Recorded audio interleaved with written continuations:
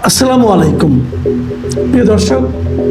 Doctor ইউনূসের নেতৃত্বে যে অন্তর্বর্তীকালীন সরকার দেশে এই মুহূর্তে বিরাজ করছে, এই মুহূর্তে দেশটাকে শাসন করছে, দেশটাকে চালাচ্ছে, তাদের কাছে আপনার আমার একটা প্রত্যাশাটা কি?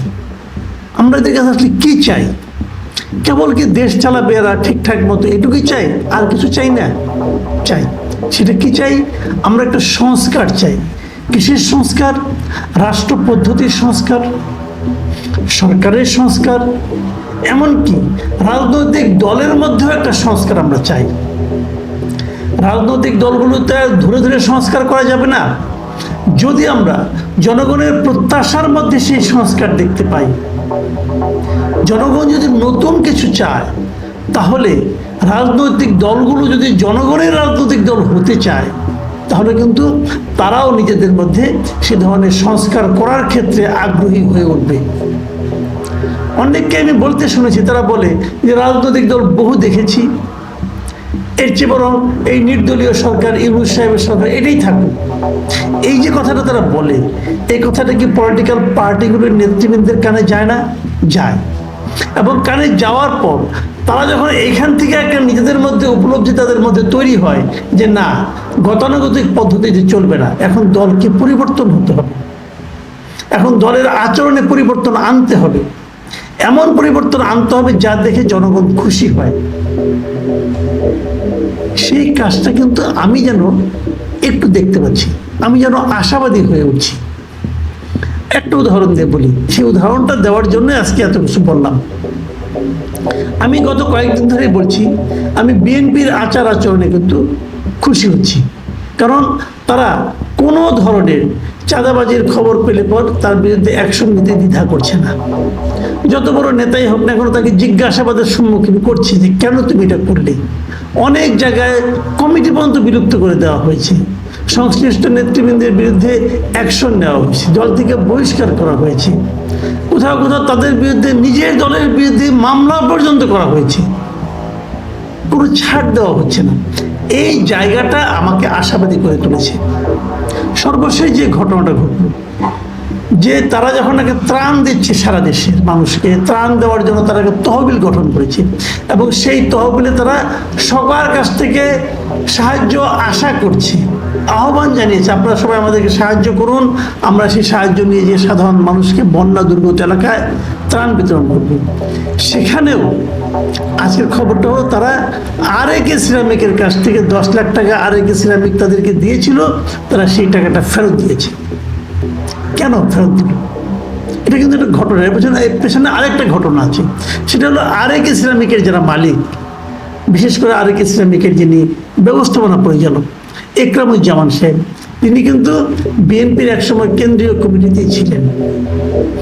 বিগত 7ই জানুয়ারি নির্বাচনের আগে তিনি হঠাৎ করে সরকারের সঙ্গে একটা আতাত করে কারাগারে ছিলেন, কারাগার থেকে জামিনে বের হয়ে আসেন। যেই দিন বেরিয়ে আসেন, ওই দিনই উনি মনোনয়নপত্র দাখিল করেন নির্বাচনে অংশ নেওয়ার জন্য। এবং এই পুরো জিনিসটা ছিল সরকারের একটা ওই সময়কার যে চেষ্টা, সেই চেষ্টার অনুকূলে। যেমন সরকার চাচ্ছিল বিএনপি থেকে যত বেশি সংখ্যক লোককে ছুটিয়ে এনে নির্বাচনে অংশ নেওয়ানো যায়।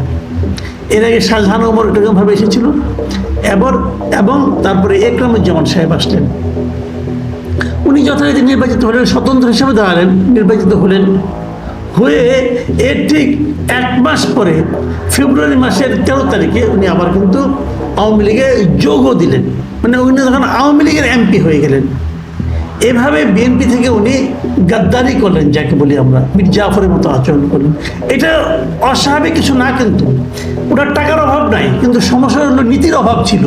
এবং আরও একটা সমস্যা ছিল যে ওনার বড় ভাই যিনি আনোয়ারুজ্জামান সাহেব, তার মেয়ের জামাই আবার আওয়ামী লীগের একজন সংসদ সদস্য, গাইবান্ধার, একসময় ছাত্রলীগের বিরাট নেতা ছিলেন তিনি। যাই হোক, তো এইভাবে পারিবারিকভাবে ওনারা আওয়ামী লীগ সংশ্লিষ্ট। তো আওয়ামী লীগে উনি যোগ দিলেন।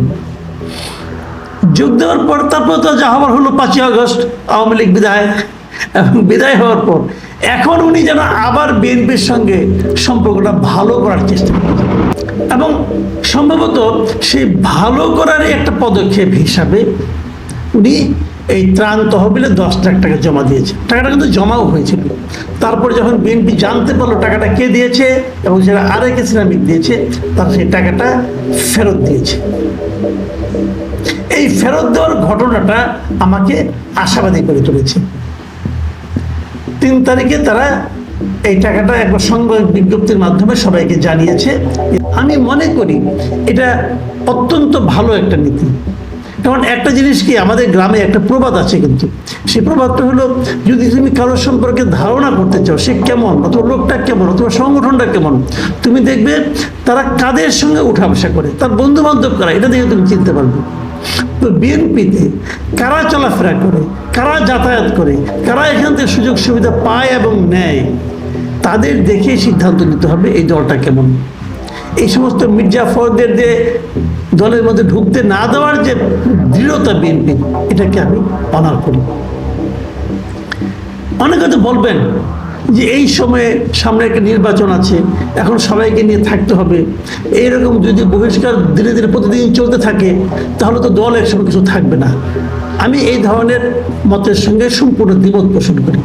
আমি মনে করি দেশের যে বর্তমান রাজনৈতিক অবস্থা, এখন বিএনপি একটা এত বড় দলে পরিণত হয়েছে যে প্রতি উপজেলা থেকে যদি বিএনপি 10 জন করে মন্দ লোককে বেরো করে দেয়, তবু এই দলে লোকের অভাব হবে না, এটা আমার ধারণা। এবং সে কারণে বিএনপি যে পদক্ষেপটা নিচ্ছে, আমার ধারণা সাধারণ মানুষ যে সংস্কারের কথা বলছে এবং ভাবছি, মানুষের সেই সংস্কার যে চিন্তা, তার সঙ্গে হয়তো বিএনপির এই আচরণগুলোর এক জায়গায় একটা মিল মানুষ খুঁজে পাবে। আমি মনে করি কেবল বিএনপি না, সকল রাজনৈতিক দলের এখন উচিত হবে এই ধরনের পদক্ষেপ নেওয়া। চাঁদাবাজ, দুর্বৃত্ত, মন্দ লোক যারা আছে তাদেরকে দল থেকে ঝেঁটিয়ে বিদায় করে দিন, জাস্ট বিদায় করে দিন। এবং বিএনপি মহাসচিব যে কথাটা বলেছে, এরকম লোক পেলে ধরে পুলিশে দিয়ে দিন। দেখবেন দেশের রাজনীতি অনেক পরিষ্কার হয়ে গেছে, অনেক নীতি নৈতিকতার উপর ভিত্তি করে রাজনীতি চলতে পারছে। যদি সেটা হয় তাহলে সেটাই হবে রাজনৈতিক দলের সংস্কার, যা আমরা চেয়েছি। প্রিয় দর্শক, এখন এই পর্যন্ত।